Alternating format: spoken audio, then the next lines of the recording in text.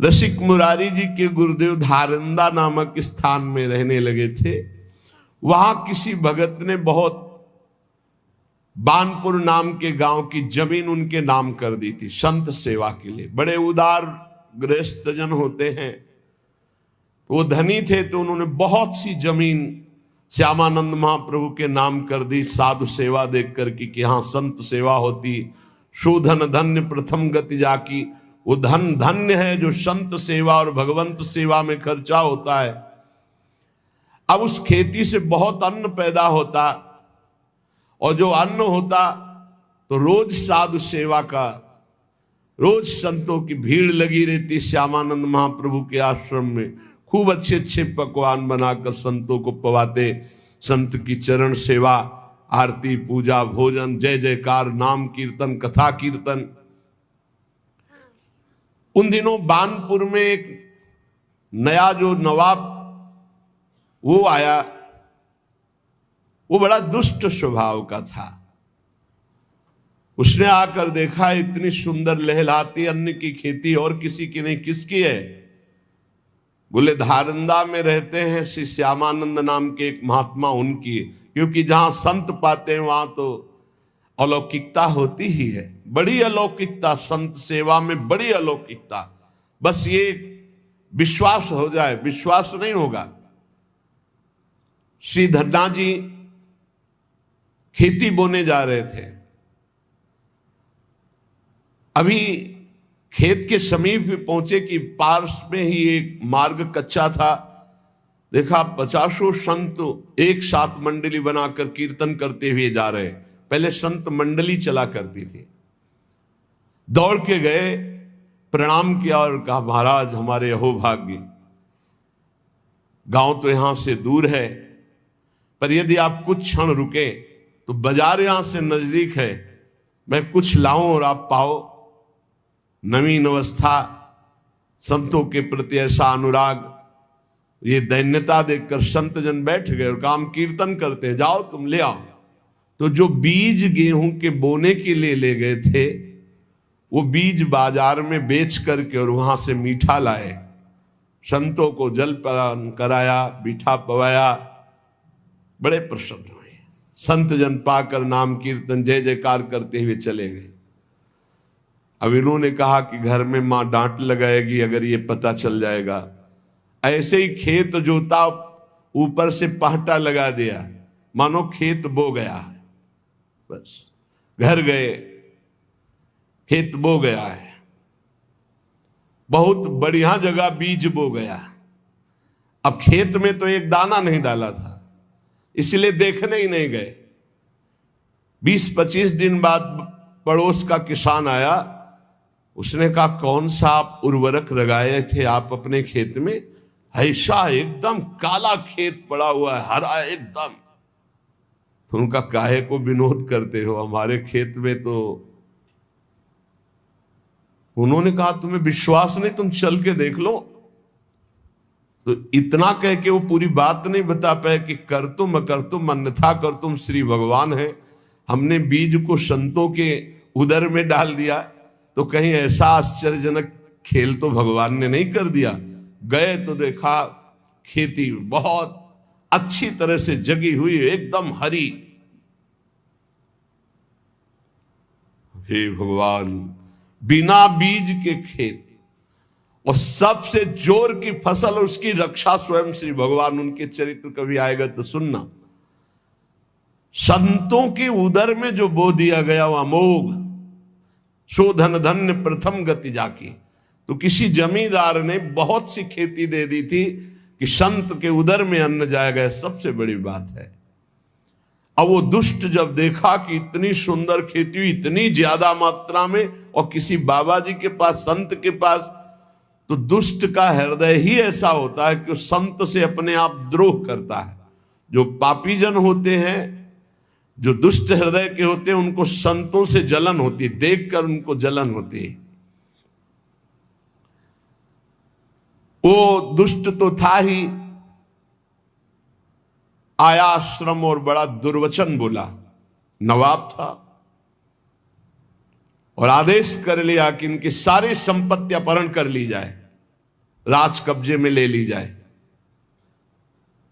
आदेश की जरूरत थी, खेती कब्जे में कर ली गई, आश्रम में जो कीमती सामान था वो सब कब्जे में कर लिया गया, संतों को अपमानित किया।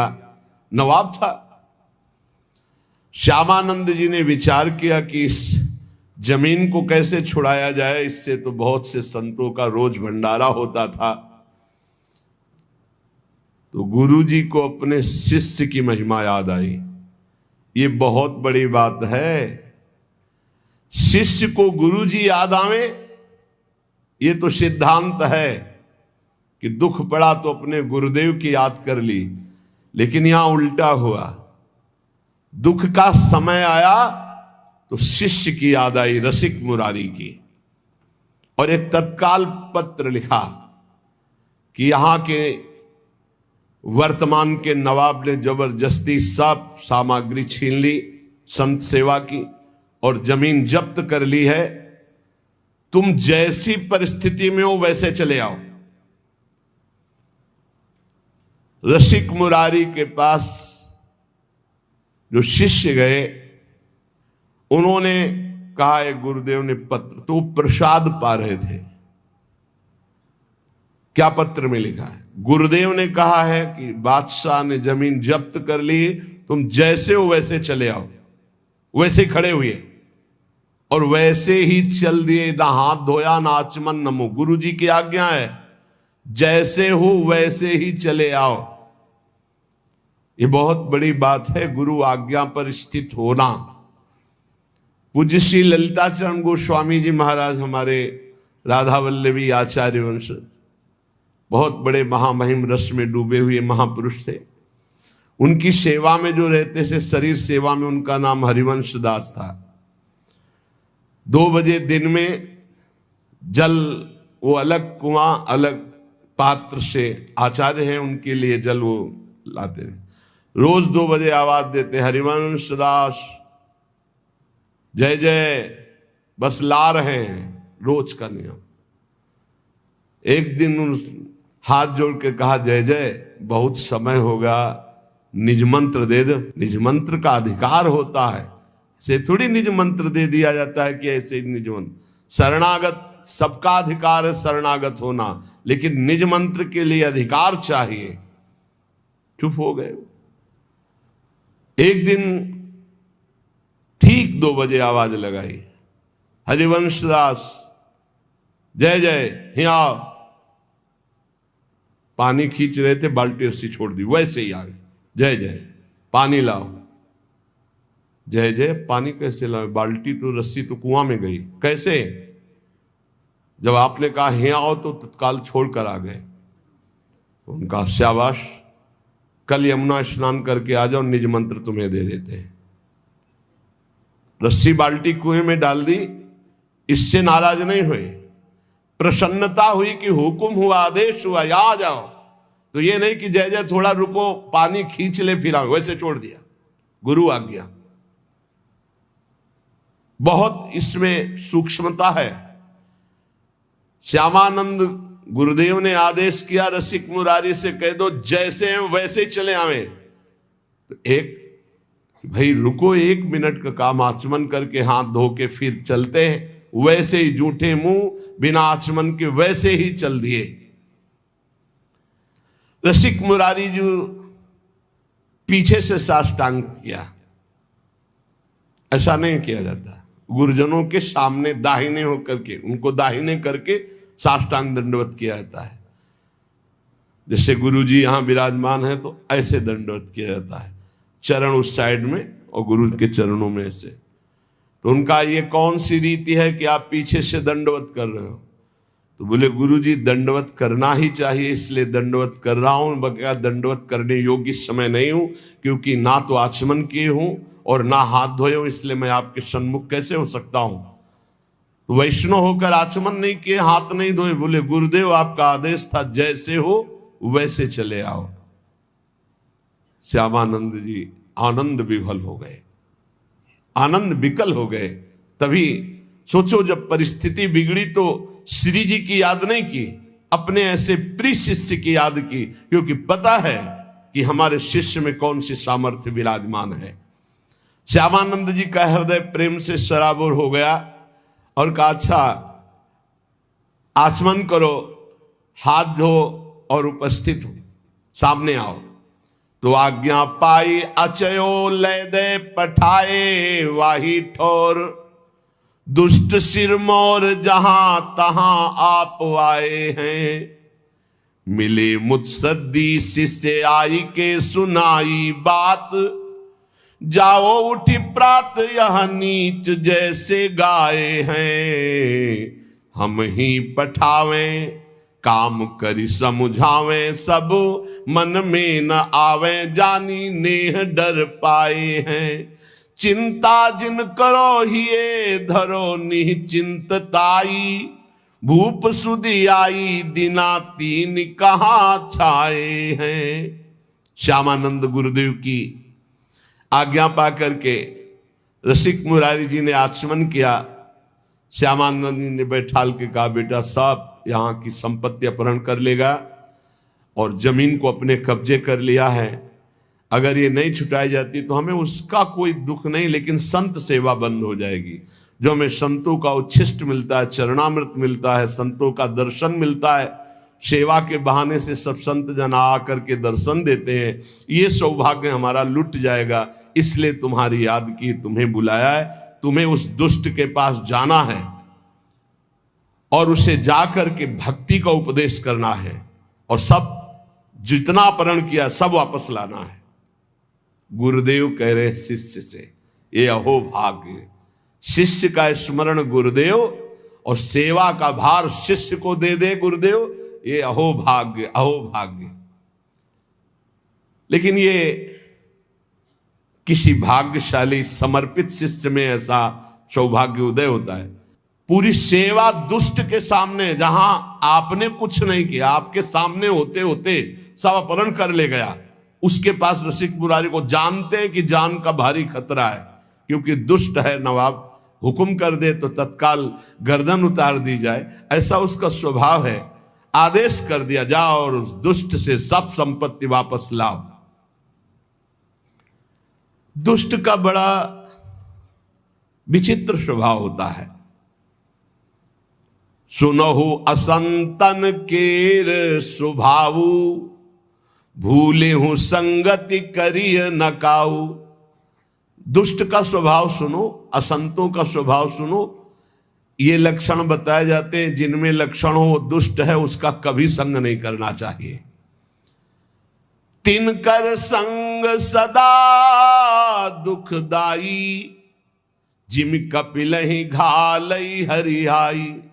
जंगली गाय सीधी गाय को जैसे मार डालती है, ऐसे दुष्ट पुरुषों का संग जो साधु स्वभाव के जन होते हैं उनकी हानि कर देता है। ऐसे दुष्ट पुरुषों का कभी संग न करे। खलन हृदय अति ताप विसेखी, जरहि सदा पर संपत्ति देखी। ये दुष्ट लोगों का एक स्वभाव होता है, वो दूसरे को सुखी देखकर, संपत्तिवान देखकर इनके हृदय में बड़ी जलन पैदा होती। दुष्ट का स्वभाव होता है कि हम भले भूखे रह जाएं लेकिन इनको नहीं खाने देंगे। वो बड़ा दुष्ट इसीलिए, उसकी भी महिमा है अपनी, दुष्ट की दुष्टता की महिमा है, साधु की साधुता की महिमा है। तो जरहि सदा पर संपत्ति देखी, जहां कौ निंदा सुनई पराई, हर सई मनो परी निधि पाई। ये दुष्ट लोगों को अगर दूसरे की निंदा, तो बहुत ऐसे, जैसे महाराज प्रथु ने कहा भगवान की चर्चा सुनने के लिए 10,000 कान हो, तो ये दुष्ट लोग मानो 10,000 कान हो तो निंदा ऐसे बड़े प्यार से सुन रहे। अच्छा, ऐसा लगता है जैसे उनका राज तिलक होने जा रहा है। दूसरे की निंदा सुनने के लिए इतने उत्साहित रहते दुष्ट लोग। काम क्रोध मद लोभ परायण, ये कामी, ये क्रोधी, ये अहंकारी, ये लोभ परायण होते हैं दुष्ट लोग। निर्दय कपटी कुटिल मनायन, इनके हृदय में दया नहीं होती है, बड़े कुटिल स्वभाव के, बड़े कपटी होते हैं। और मलायन, ये पाप का घर होते हैं। बयरु अकारण सबका हुसो, कोई किसी से उनसे मतलब न रखे तो भी वो उससे झगड़ा करेंगे, अपनी तरफ से बैर करेंगे। ये लक्षण है दुष्टों के। और जो कर हित अनहित ताहू सो, जो उनका हित करे उसका भी वो अनहित कर देंगे, उसका भी वो बिगाड़ देंगे पक्का। ऐसे दुष्टों से दूर रहे। झूठे ही लेना झूठे ही देना, झूठे ही भोजन झूठ चबेना। ये झूठ बोलते हैं, इनका लेना देना भोजन खाना पीना सब झूठ से ही चलता है। बोले मधुर वचन जिमि मोरा, खाई महा आई हृदय कठोरा। ये बोलते ऐसे मीठी बात है कि फंस जाए अच्छे अच्छे। बहुत मृदु भाषण, कैसे जैसे मोर बहुत मीठा बोलता है लेकिन आहार सांप का करता है। बोले ऐसे इनका वचन तो बड़ा मीठा होता है फंसाने वाला, पर हृदय बहुत विषैला और कठोर होता है। परद्रोही पर दाररत, पर धन पर अपवाद, ते नर पावर पाप में देह धरे मनुजात। इनका स्वभाव होता है द्रोह करना है। परद्रोही, ये दूसरों से द्रोह करेंगे। परदाररत, दूसरे की स्त्रियों का एक काम भाव से सेवन करने की चेष्टा करेंगे। दूसरे का धन अपहरण करना, दूसरे के प्रति निंदा करना, ये मनुष्य शरीर में पापमय देह धरे हुए साक्षात ये असुर हैं, राक्षस हैं। लोभई ओढ़न लोभई दासन, शिष्णो दर पर जमपुर त्रासन। ये यमराज से भी नहीं डरते, इनका स्वभाव है लोभ ही ओढ़ना, लोभ ही बिछाना, शिष्ण और उदर, रसेंद्री को तृप्त करना, जनेंद्री से भोग करना, पाप करना और पाप से न डरना। ऐसे दुष्ट होते हैं।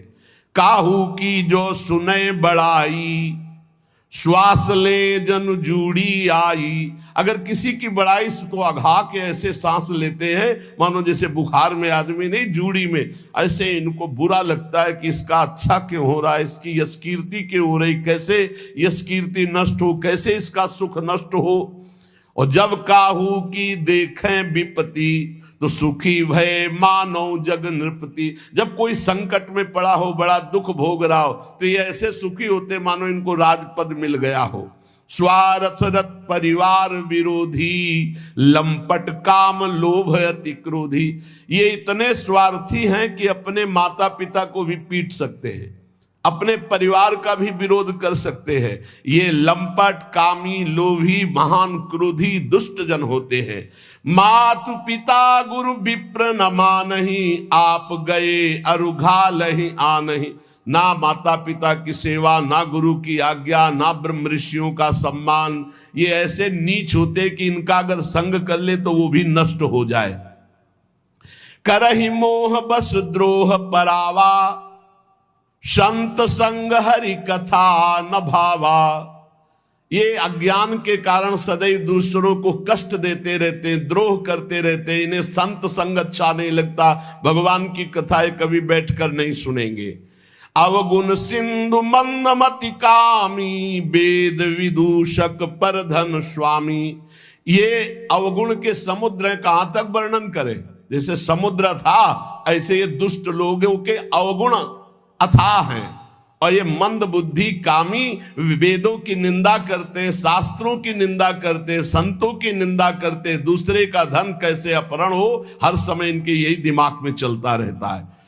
विप्रद्रोह परद्रोह विशेखा, दंभ कपट जिय धरे सुबेसा। बड़ा शांत स्वच्छ एकदम वेश धारण किए होंगे, हृदय बड़ा इनका मलिन होगा। ये संतों का ब्रह्म ऋषियों का अपमान करना, दंभ कपट हृदय में धर कर दूसरों को लूट लेना, ऐसा मुंह बना करे कि मानो इनसे भोला कोई है नहीं। बोले ये ऐसे बोलते हैं मधुर, ऐसा व्यवहार कि ऐसा लगेगा कि इन पक्के दगाबाज। बोले अवगुण सिंधु मंदमति कामी, वेद विदूषक पर धन स्वामी। दूसरे के धन का पर विप्रदोह पर दोह विशेखा, दंभ कपट जी धरे सुवेशा। ऐसे अधम मनुज खल, सतयुग त्रेता नाही, द्वापर कछुक ब्रंद होई हैं कल युग माही। बोले ऐसे सतयुग और त्रेता में नहीं थे, द्वापर में ऐसे छुटपुट, कलयुग में प्रायः ऐसे ही मिलेंगे। कोई छुटपुट हो धर्म से चलने वाला तो बात अलग है, नहीं प्रायः ऐसे मिलेंगे। भ्रमण कर रहे थे तो एक जगह की बात है, एक व्यापारी चला तो उसके पीछे कुछ लग गए, इसके ऐसी सीआईडी उनको मिली होगी धन के लिए। शाम हो रही थी, वो बहुत विवेकी था। वो एक थाने पे गया, बताया मेरे पास इतना धन है, आदमी हमारे पीछे लगे हैं, रात्रि निकल जाने पर आप हमें सुरक्षित वहां तक पहुंचा दीजिएगा। जो इतना धन की बात सुनकर, उस समय ये 40 वर्ष पहले की बात, ये घटना है, ये कोई कथा हम नहीं सुना रहे, जब भ्रमण कर रहे थे तब की बात है। भ्रमण में बड़े बड़े दृश्य, बड़े बड़े अनुभव सब होते रहते हैं। उन्होंने कहा कि आप लेकर के सो नहीं सकते, आप बाहर सोइए। ऑफिस के बाहर खपरेला पड़ा था और अर्थ रख लिया और कहा सुबह हम आपको गाड़ी से सुरक्षित पहुंचा देंगे। तो उसने कहा हम कुछ भेंट दे देंगे आपको भी। कहा भेंट की आवश्यकता नहीं। वो सो गया, उसके लिए बिस्तर लगाया था। जहां 10 बजे रात्रि के तो बड़ा भारी पीपल का वृक्ष था, उसमें जाके चढ़ के, बहुत प्रवीण था वो। और मदिरा का पान किए उसका लड़का आया तो सोचा कौन खुलवावे ऑफिस। बाहर देखा तो बोले पता नहीं आज पापा ने बाहर क्यों सैया लगाई, बस लेट गया और ऊपर चद्दर ढक करके सो गया। और रात्रि में जो विधान होना था वो विधान हुआ, गायब, पूरा सिस्टम गायब, हत्या करके उसको गायब बिल्कुल। क्योंकि कोई उस समय सीसी कैमरा या मोबाइल भी नहीं चलते थे, न मोबाइल चलते थे न सीसी कैमरा। अब तो रोज का रोज आधुनिकता बढ़ती जा रही। सुबह हुआ, पेड़ से उतरा और जो वहां के थे ऑफिस, उनको साथ लिया कि आप हमारे साथ रहिए। और गए, बोला सर पैसे, होश उड़ गए। तू कहां था? बोले सर पीपल के ऊपर था। बोले वो आपका कोई आदमी होगा, वो आके सो गया था और पूरा दृश्य हमने देखा है। उनके हक से हुआ कि वो तो मेरा ही लड़का था। सर पैसे, अपना पुत्र खोया, अपना पद खोया, जीवन भर के लिए कारावास हुआ, केवल पर धन स्वामी, दूसरे के धन का अपहरण करने की वृत्ति। बोले ऐसे सतयुग त्रेता में नहीं होते थे, द्वापर में कबूतर शरण आ गया तो उसके लिए अपने पूरे शरीर का मांस दे दिया। और यहां शरण में आए हुए कि हत्या करके धन अपहरण की बात। बोले कलयुग में ऐसे बहुत होंगे।